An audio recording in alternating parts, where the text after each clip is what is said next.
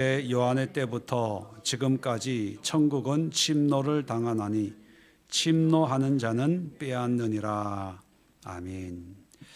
자, 지금까지 우리가 가나안 땅 분배와 또 정복과 또 성공과 실패를 쭉 우리가 살펴보고 있습니다.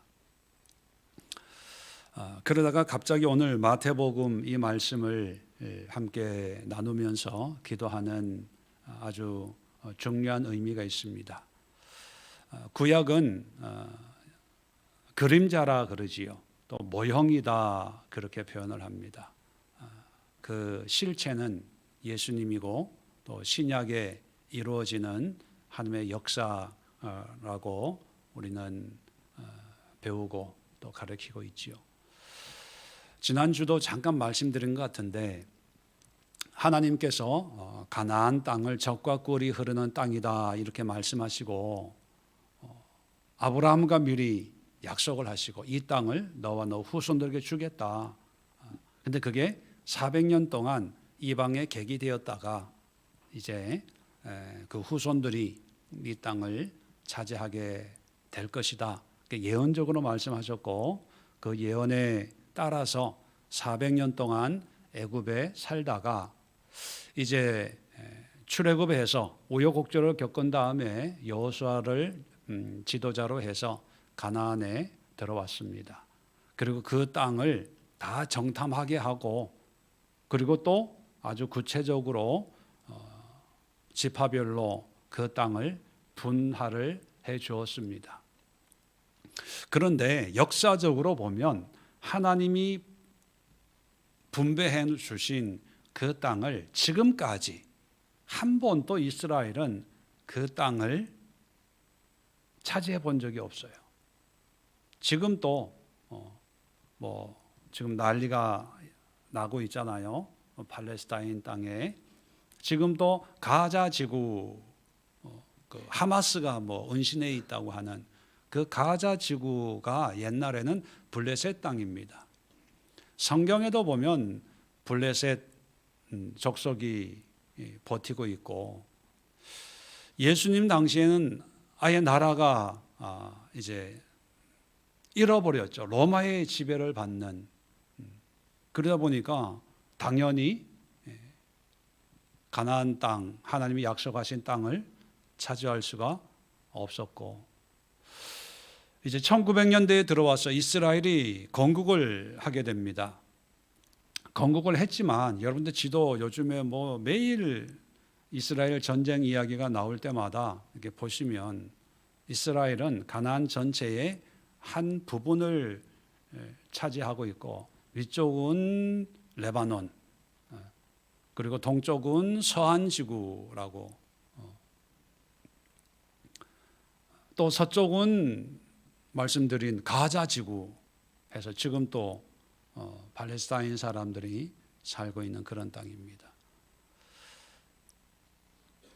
한 번도 점령해 보지를 차지해 보지를 못하고 이스라엘 역사상 가장 넓은 땅을 지배했다고 하는 다윗과 솔로몬 때도 이 땅을 차지하지 못하고 이 땅을 차지하려고 부더니도 애를 썼죠.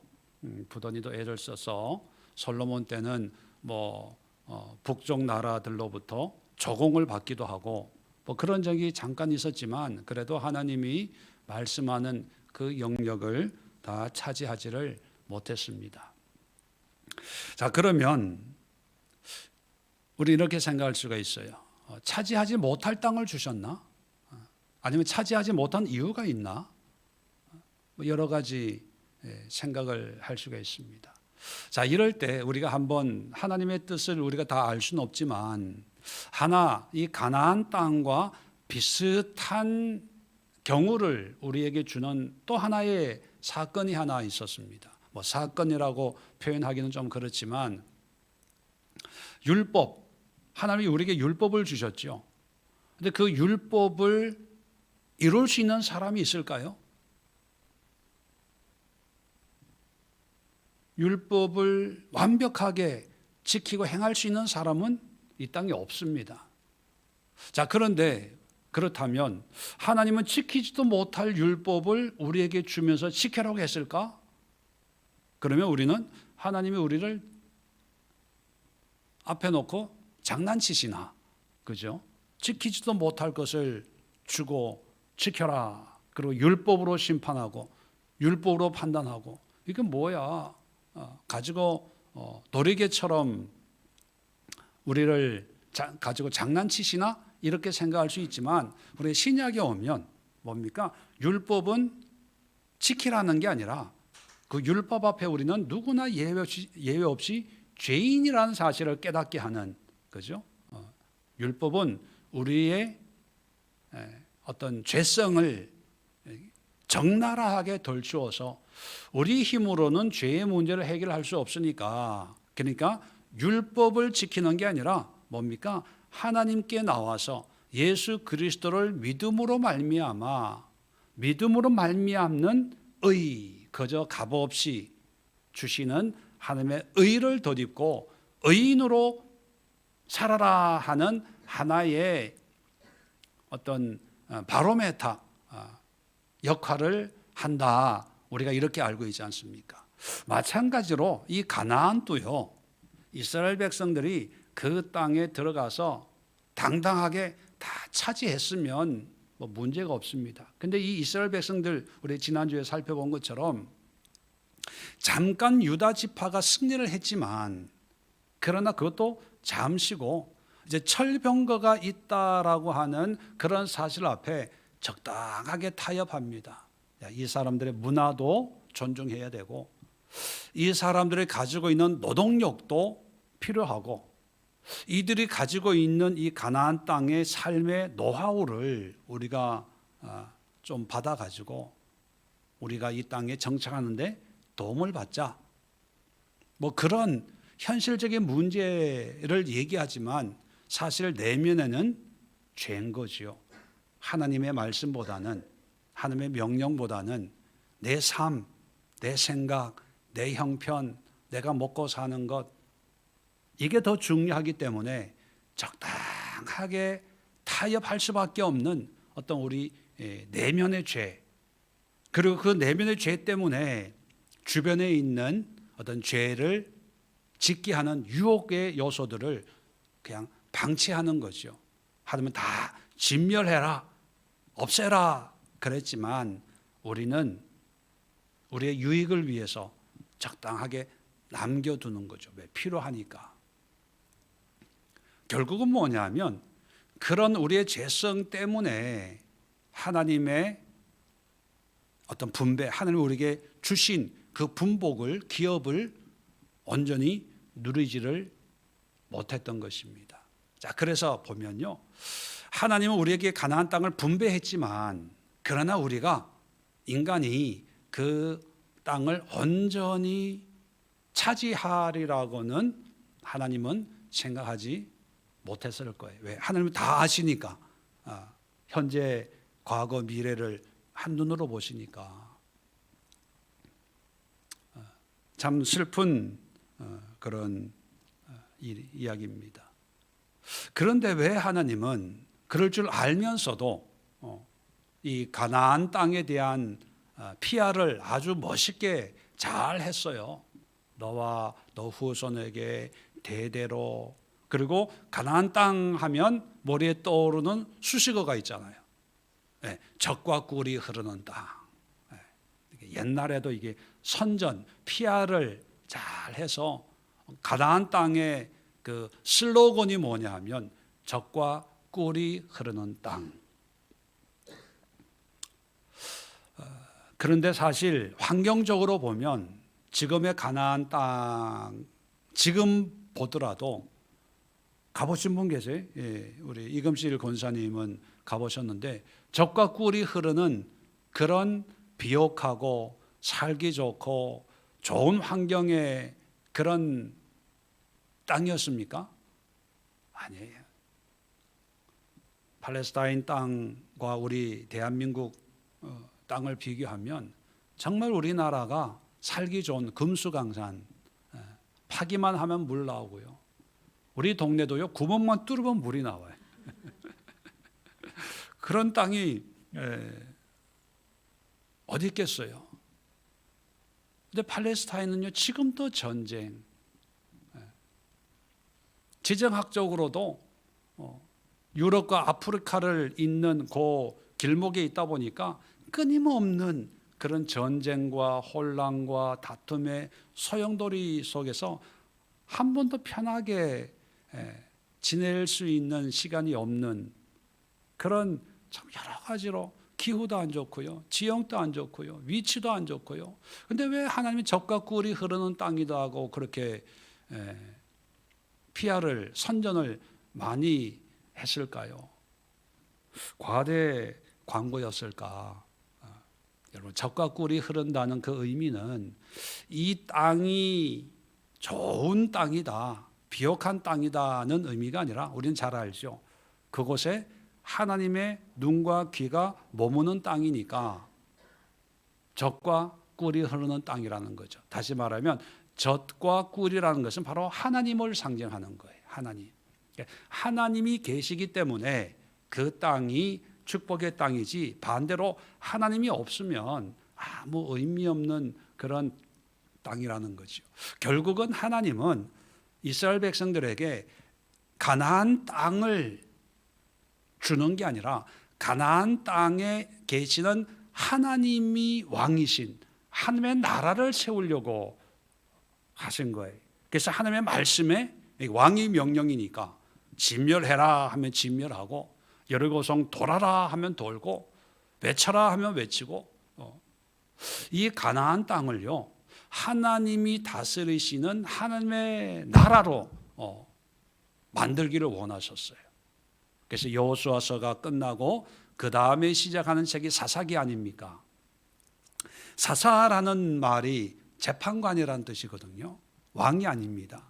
이제 가나안 땅을 차지를 했으면 가나안 족속들처럼 그 땅을, 그 성을 다스리는 왕을 세워야 될 텐데, 그런데 하나님은 왕을 세우지 않고 재판관을 임명을 합니다. 그 재판관은 왕은 아니에요. 어떤 다툼을 해결해주고 하나님의 뜻을 알려주고 어떤 문제를 해결해주는 그런 어떤 중간자 역할이지 왕은 아닙니다. 왜냐하면 왕은 하나님이기 때문에. 그래서 우리가 하나님이 다스리는 나라 해서 우리는 하나님의 나라 이렇게 표현을 하죠. 구약에는 어떤 그 다윗의 그 혈통을 잇는 다윗의 인간의 나라를 우리에게 소개해 주고 있어서, 어떤 분들은 나라 하면 우리 조선 500년처럼 왕이 다스리는 이런 나라를 하나님이 축복해 주실 거야, 그렇게 생각을 하는데,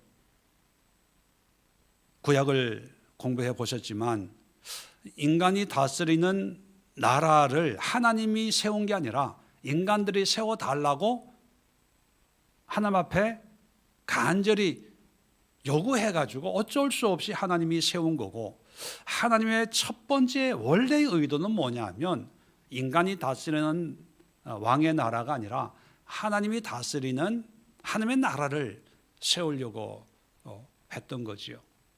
이렇게 마지못해 백성들이 다른 나라처럼 우리에게도 왕을 주세요, 왕을 주세요 해서 마지못해 사울을 세웠습니다. 그 사울을 세워놓고 하나님께서 뭘 보여주냐 하면, 너희가 그렇게 원하는 인간이 다스리는 나라는 불완전해. 사울이 불완전한 인간이지 않습니까? 그 사울의 그 불완전한 모습의 어떤 실체를 이제 보여주는 거죠. 자, 그런 과정을 통해서 인간이 다스리는 나라를 이제 구약 시대는 세웠는데, 근데 말씀드린 것처럼 하나님이 원래 계획했던 나라는 인간의 나라가 아니라 하나님의 나라예요. 그래서 신약 시대에 오면 이제 하나님이 직접 인간의 몸으로 오셔서, 야, 다 필요 없어. 알렉산더도 필요 없고, 로마도 필요 없고, 헬라 제국도 필요 없고, 이제 내가 보여줄게 하고 예수님이 왕으로 오셨는데 갈릴리 목수의 모습으로 오셔가지고 하나님의 나라를 직접 이제 몸으로 이제 보여주는 거죠. 보여주면서 예수님의 첫 마디가 뭐냐면 이제 이번 주가 아니고 다음 주일 이제 설교 본문인데 회개하라 천국이 가까이 왔느니라. 천국. 오늘도 여기 마태복음에는 천국이라고 표현하고 있는데 늘 누누이 말씀드리지만 천국이라고 해서 여러분 오해하지 말아야 될 게 천국은 죽어서 가는 나라가 아니고요. 이 땅에서 하나님이 나의 왕이고 그 왕의 뜻에 순종하는 그런 신앙생활, 그런 영역이 하나님의 나라예요. 그게 천국이에요. 예수님이 선포한 메시지, 또 예수님이 이 땅에 오셔서 해야 될 가장 큰 사명, 그게 천국입니다. 하나님의 나라를 세우는 거예요. 그리고 사도행전에 보면 1장에 부활하셔서 승천하기 전에 40일 동안 이 땅에 계셨다고 기록을 하고 있는데 그 40일 동안 뭘 하셨을까? 뭐 자세한 건 기록하고 있지 않지만 그 사도행전 1장 한번 볼까요? 하나님의 나라의 일을 선포했다. 1장 3절에 40일 동안 그들에게 보이시며 하나님의 나라의 일을 말씀하시니라. 그렇게 보면요, 예수님의 첫 마디가 회개하라, 하나님의 나라가 가까웠다. 하나님의 나라를 얘기하고 승천하기 전에 제일 마지막에 한 말씀이 가르침이 뭐냐면 하나님의 나라예요. 그건 뭐냐? 그만큼 중요하다는 거예요. 그러면 예수님 하면 십자가가 중요한 거 아닙니까? 대속의 사건, 죄의 용서가 중요한 거 아니에요? 뭐 이렇게 또 반문을 합니다. 예, 중요해요. 그런데 십자가를 통해서 우리의 죄가 용서받는 이유가 뭐냐면 용서받아야 하나님 나라의 국민이 될 수가 있는 거예요. 여기에 대해서는 로마서의 40일 기도입니까? 21일 기도입니까? 하여튼 로마서 공부할 때, 갈라디아서 공부할 때 많이 말씀을 나눴기 때문에 더 이상 자세하게 설명을 안 합니다. 그래서 예수님이 이 땅에 오셔서 하신 일은 하나님 나라를 세우는 거다. 그래서 십자가를 통해서 우리의 모든 죄를 해결하고 하나님 나라의 백성이 되도록 하신 것이다. 이렇게 간단하게 요약을 할 수가 있습니다. 자, 그렇다면 우리는 예수님으로 말미암아 이 땅에 하나님 나라를 이제 세우는 일에 동참을 하게 되는 거죠. 자, 그런데 오늘 이제 그 사건이 이제 오늘 마태복음 11장 12절에 아주 간단하게 소개하고 있는데, 자, 오늘 말씀을 이해하려면 11장을 조금 배경을 좀 알아야 되는데, 지금 상황은 세례 요한이 감옥에 갇혔습니다. 그 감옥에 갇혀서 이제 죽음을 기다리고 있을 때 이제 예수님의 이제 소문을 듣고 사람을 보내요. 제자를 보내 가지고 3절에 11장 3절에 예수께 여짜오되 오실 그이가 당신입니까? 아니면 우리가 다른 사람을 기다려야 되겠습니까? 이렇게 물어봐요. 당신이 진짜 메시아입니까? 왜 사람이란 요한이 뭐 불신앙, 불순종, 의심에 빠졌다기보다는 감옥에 갇혀서 자유가 촉박된 상황에서 예수님의 소문을 계속 들으면서 다시 한번 확신을 가지려고 이제 보냈던 것 같아요. 당신 메시아입니까? 아니면 다른 사람을 기다려야 됩니까? 라고 했을 때 예수님이 이제 가서 이런 걸 얘기해 줘라. 그렇게 말씀하시고, 그러면서 오늘 이제 그런 말씀의 대답에 이어서 오늘 본문이 이제 12절 세례 요한의 때부터 지금까지 천국은 침노를 당하나니 침노하는 자는 빼앗느니라. 갑자기 침노, 이게 무력으로 공격하는 거거든요. 전쟁하는 그런 강한 어감을 가지고 있는 단어입니다. 이제 전쟁해서 빼앗는다. 사실 우리는 천국이면 평화, 기쁨, 감사 뭐 이런 의미를 가지고 있는데 여기서의 천국은 뭐 침노하고 빼앗고 뭐 이런 의미로 예수님 말씀하셔요. 그 이유가 있습니다. 자, 세례 요한의 때부터 지금까지, 그럼 그 전까지는 뭐 침노하고 빼앗고 이런 게 없었나? 그게 아니라 세례 요한의 첫 마디가 뭐냐면 세례 요한도 회개하라, 하나님의 나라 천국이 가까웠다. 세례 요한도 천국에 대해서, 하나님의 나라에 대해서 선포한 사람이에요. 마태복음에 보면. 그러니까 세례 요한 때부터 비로소 하나님이 다스리는 나라에 대해서 이제 설교를 하고 말씀을 전했을 때, 그 전에는 이 유다 사람들은 하나님의 나라를 생각하지 않고 이 땅의 나라, 왜냐하면 바벨론의 포로로 끌려갔지요. 페르시아에 의해서 귀국을 했지요. 그 사이에 또 알렉산더의 그리스의 침입을 받아서 그리스의 식민지가 돼요. 그 다음에 또 헬라 제국에 이제 알렉산더가 죽고 헬라 제국이 4등분이 됩니다. 그러다가 애굽의 지배를 받게 되기도 하고, 또 지금의 이스라엘의 북쪽 터키 지역에 있는 그 셀루코스 왕조라고 그런 나라의 지배를 받기도 하고, 결국 예수님 당시에는요 로마의 지배를 받는 거예요. 그러니까 너무 이게 식민지 생활이 오래되다 보니까 어떤 꿈이 생겨납니까? 독립. 우리 일제 때 대한독립 만세처럼 독립. 그 독립이라는 게 뭐예요? 하나님의 나라의 개념보다는 철저하게 정치, 경제, 사회, 문화적인 어떤 독립, 주권 국가를 추구하잖아요. 그러니까 하나님의 나라보다 하나님이 언제 우리 나라를 해방시켜 줄까? 여기에 이제 모든 관심이 쏠려 있을 때 세례 요한이 등장, 광야에서 외치는 거예요. 이 땅의 나라가 아니라, 정치적인 나라가 아니라 하나님의 나라가 세워져야 된다.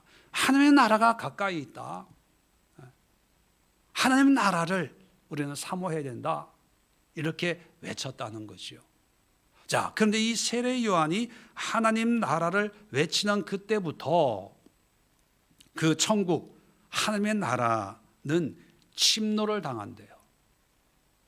그리고 침노하는 자는 빼앗는다. 이게 뭐냐 하면 모든 사람이 어떤 시대적인, 세상적인, 물리적이고 지리적인 나라, 또 하나님의 회복, 축복을 추구할 때 세례 요한이 선포했던 하나님의 나라를 우리는 침노하여, 그런 하나님의 나라를 향해서 공격해야 된다는 거예요. 이게 이제 그 세상 나라의 어떤 그런 전쟁 왜냐하면 유다 사람들은요 너무 전쟁의 경험이 많아가지고 침노한다, 빼앗는다 이렇게 표현하면 그 의미를 너무나 잘 피부로 느낄 수가 있는 거예요. 왜? 그 고통을 수백 년, 400년, 500년 동안 겪고 있었거든요.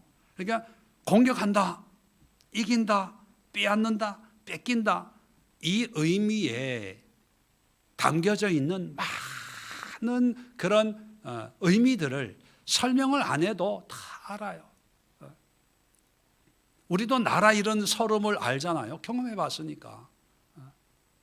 그래서 예수님이 하나님의 나라를 사모하는 것을, 또 하나님 나라의 백성이 되려고 애쓰고 노력하는 것을 침노한다는 표현을 쓰는 거죠.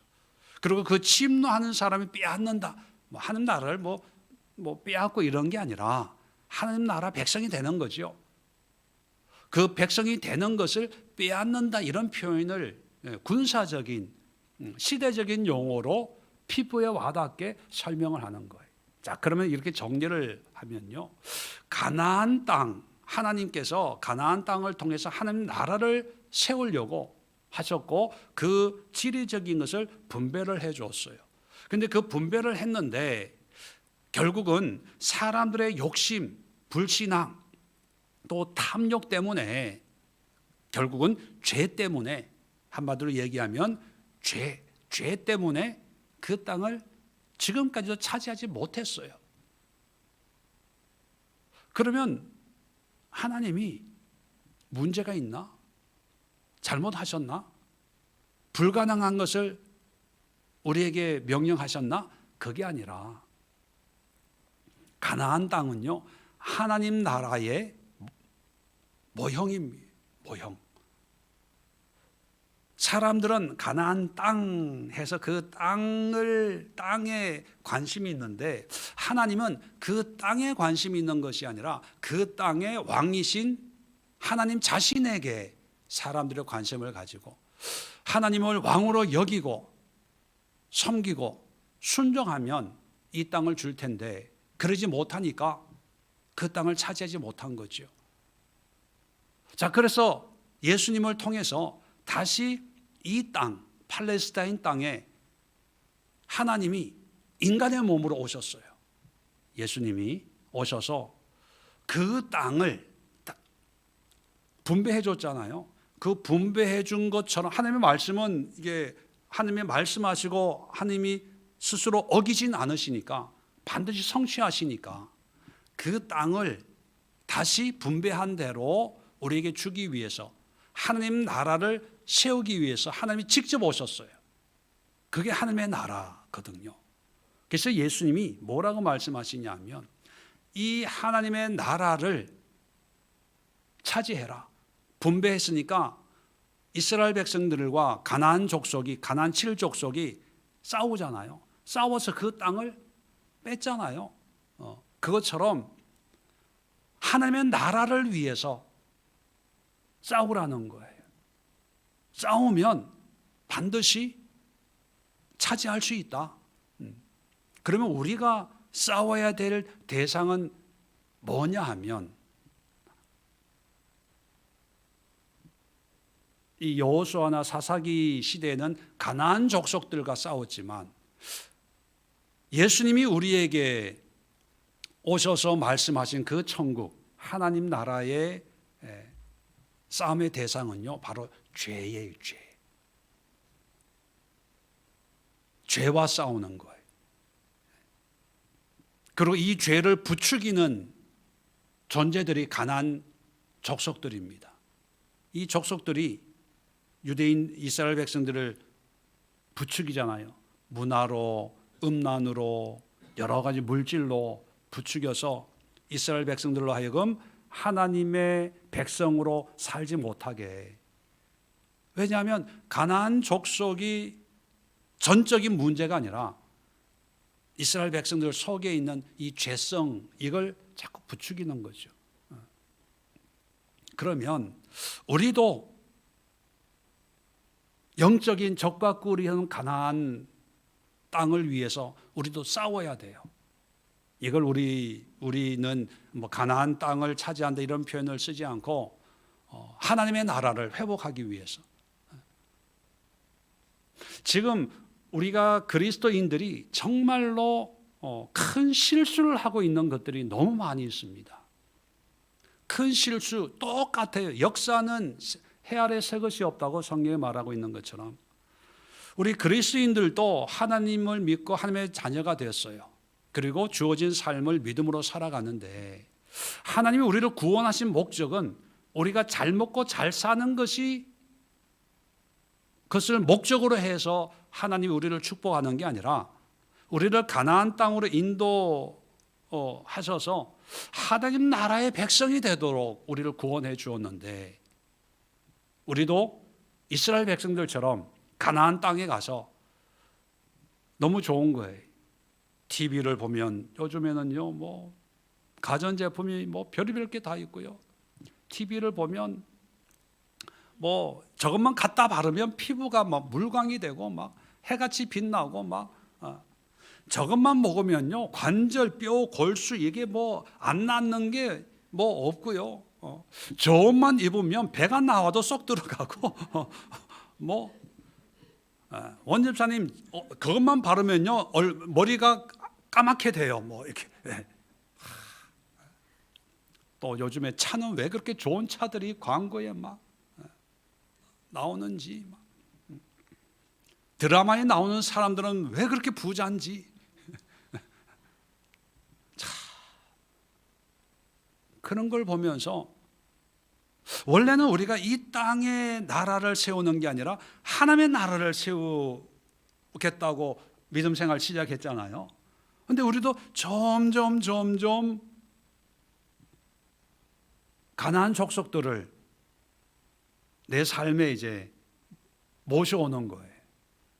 함께 거주하는 거죠. 그리고 그들에게 뭘 시켜요? 노역을 시켜요. 나의 필요에 따라서 노역이라는 게 이제 어떤 의인화적으로 표현하면 일을 시키는 건데 어떤 신앙적으로 하면 그들의 도움을 받는 거예요. 나의 필요를 위해서. 술 한 잔 먹으면 좋아. 스트레스 해소가 될 때는 하는 거야. 여행 놀러 가고 뭐 하고 항상 그런 게 아니니까 뭐 이럴 때는 적당하게 타협하는 거예요. 자, 그러다 보니까 우리의 관심이 점점 이 땅에 있는 거예요. 이 땅에.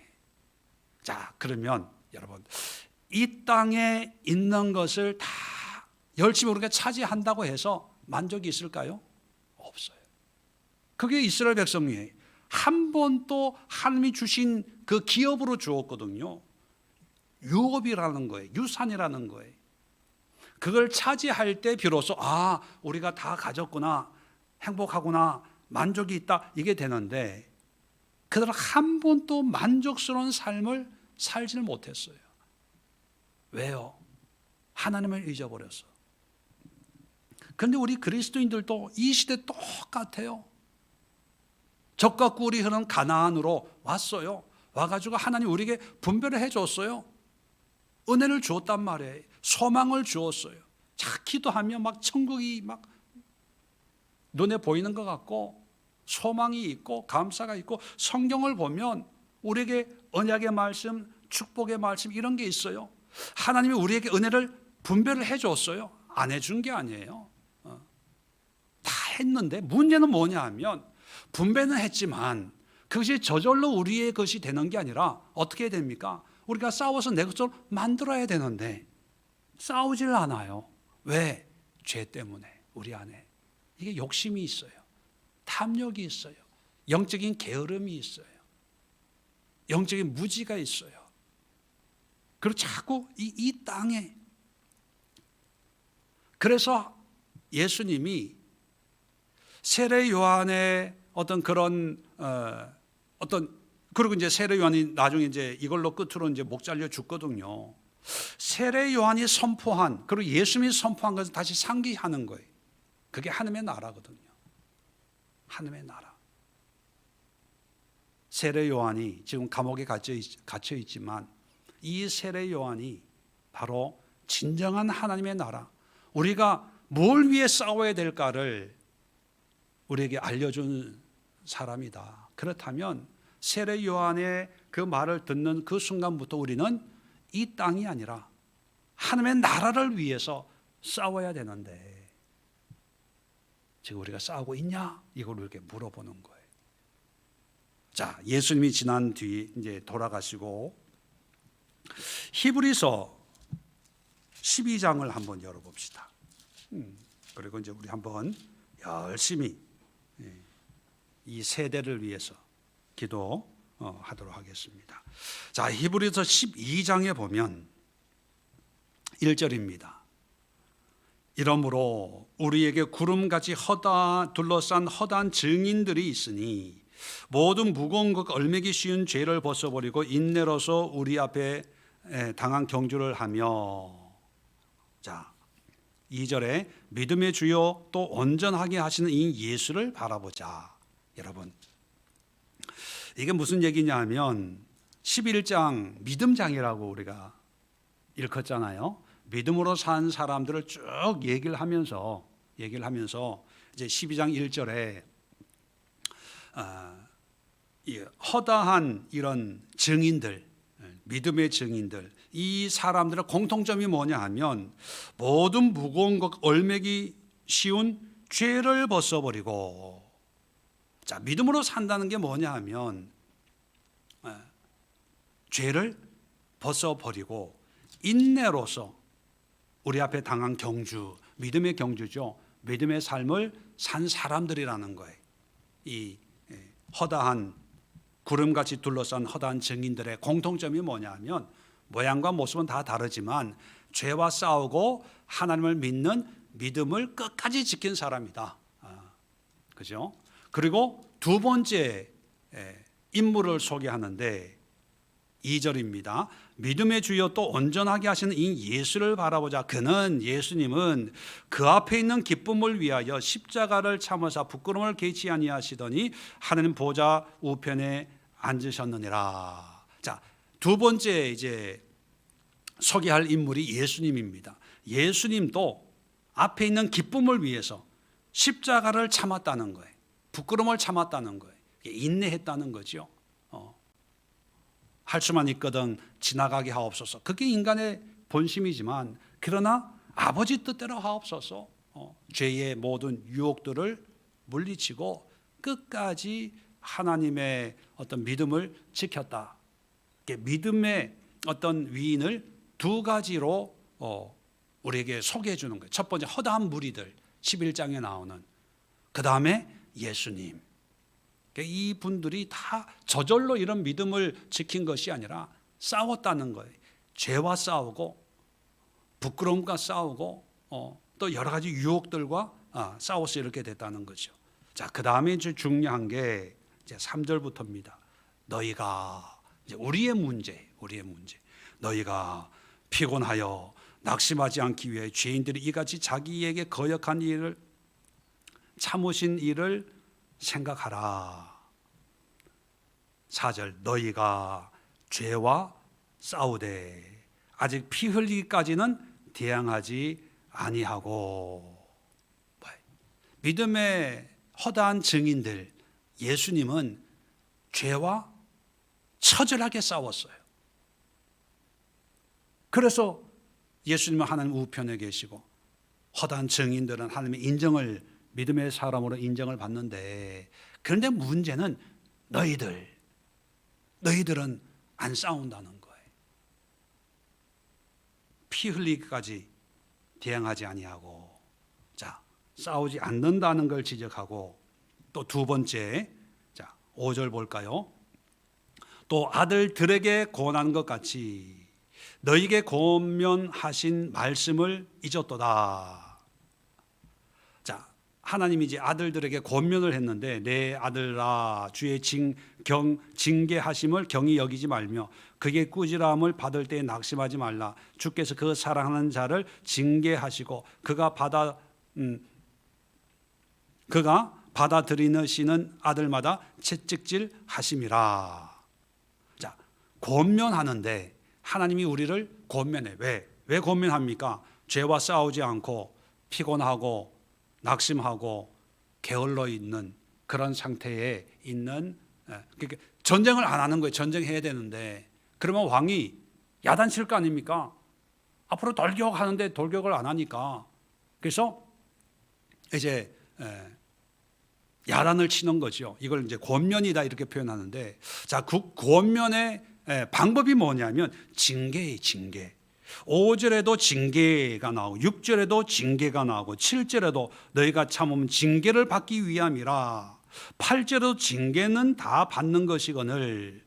9절에도 보면 우리 육신의 아버지가 우리를 징계하여도, 10절에도 보면 그들은 잠시 자기 뜻대로 우리를 징계하였거니와, 11절에도 무릇 징계가 당시엔 즐거워 보이지 않고 슬퍼 보이나 후에 그로 말미암아 연단받는 자들은 의의 평강의 열매를 맺느니라. 하나님이 우리를 징계하는데 하는 게 그게 뭐냐? 우리를 권면하는 거예요.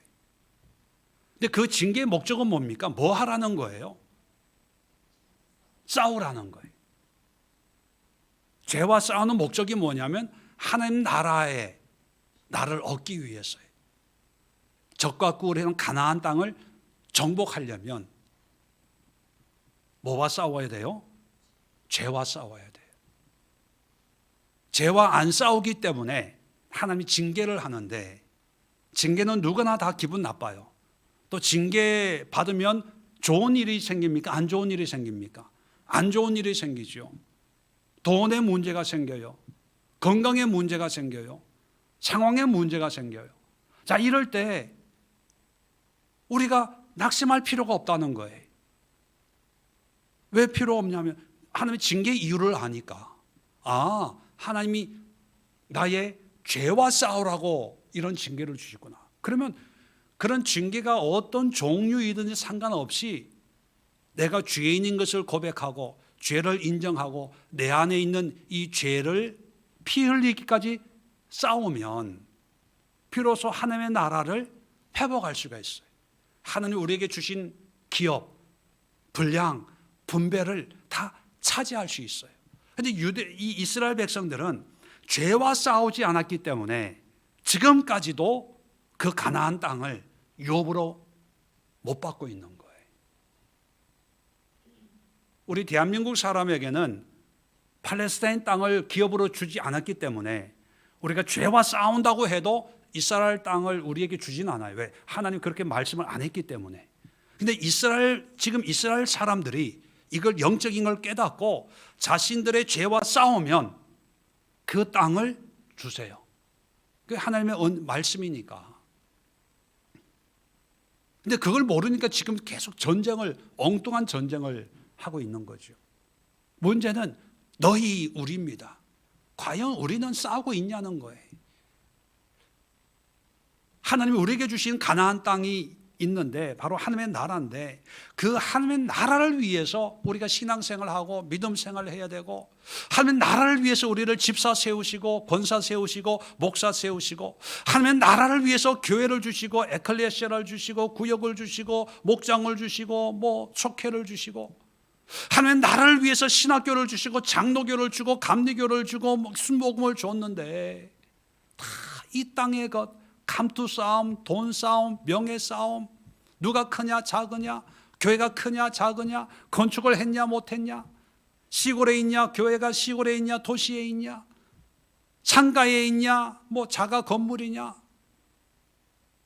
하나님은 이게 목적이 아니라 어떤 상태에 있든 어떤 환경에 있든 하나님이 왕으로 다스리시는 그런 하나님의 나라를 위해서 우리가 침노해야 돼요. 공격해야 돼요.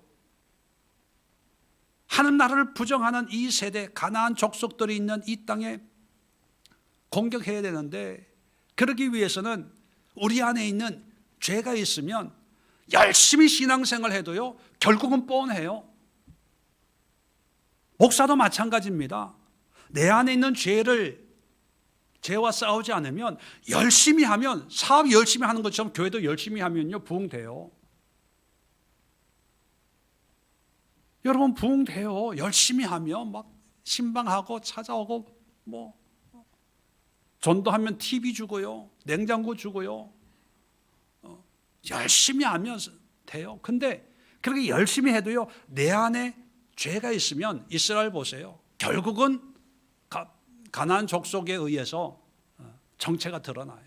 음란, 교만, 탐욕, 물질, 그게 마지막에 취한 거예요. 지난달에 장로교 합동인지 통합인지 뭐 하여튼 두 개가 거의 비슷하니까 총회장이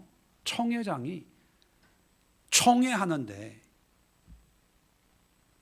오면 안 된다, 간다, 이 싸우고 난리. 아니 총회장이 총회 회의를 주관하는 것은 당연하잖아요. 그런데 못 오게 싸우고 난리가 나는 거예요. 창피하다 오지 마라. 세상에 이런 꼴이 어디 있겠습니까? 그 교회 목사가 옛날 화곡동 교회, 지금 치유하는 교회 그 목사예요. 참, 아무리 치유하면 뭐합니까? 내 안에 죄가 있으면 결국은 치유가 안 되는 거예요. 싸워야 돼요. 싸우지 않아서 이제 별의별 문제들이 다 생기는 거예요. 내 죄와 싸우지 않으니까 그저 세상 사람, 세상 가난한 족속들하고만 열심히 싸워요. 어느 정도 땅을 차지하죠. 교회를 세우고 총회장도 되고 하지만 결국은 무너진다니까요. 결국은. 왜?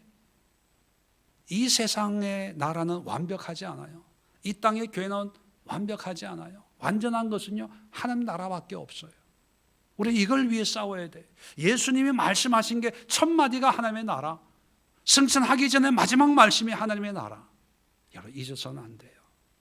그 하나님 나라를 세우면 그 하나님 나라에 우리가 필요한 모든 것이 있고, 거기에 치료가 있고, 거기에 회복이 있고, 거기에 위로가 있고, 거기에 이 세상에 필요한 모든 것이, 감사와 기쁨과 행복이 그 안에 있다는 것을 우리 잊지 말고, 이 시간 우리가 기도할 기도의 제목은 우리 예수교회가 하나님의 나라를 세우는 교회가 되게 하옵소서. 우리 주일학교 아이들이 정말 죄와 싸우고, 청년들이 죄와 싸우고, 우리 성도 한 분 한 분들이 죄와 싸우되 피 흘리기까지 싸우면서 천국을 침노하자, 천국과 싸우자, 천국을 차지하자, 소유하자, 천국을 가로막는 그 어떤 것도 용납하지 말고 철저하게 부수고 깨뜨리면서 하나님이 왕이신 그런 나라, 그런 가정, 그런 회사, 그런 일터, 그런 교회를 세워나가는 우리 예술교회와 또 우리 성도들 되게 하옵소서. 여러분 자신을 위해서도 정말 애절하게 간절하게 울면서 통곡하면서 이 시대를 바라보고 이 시대의 교회와 이 시대의 그리스도인들을 생각하면서 가슴 치면서 함께 기도하는 시간 갖도록 하겠습니다. 주여 한번 힘차게 외치고 합심해서 기도합니다.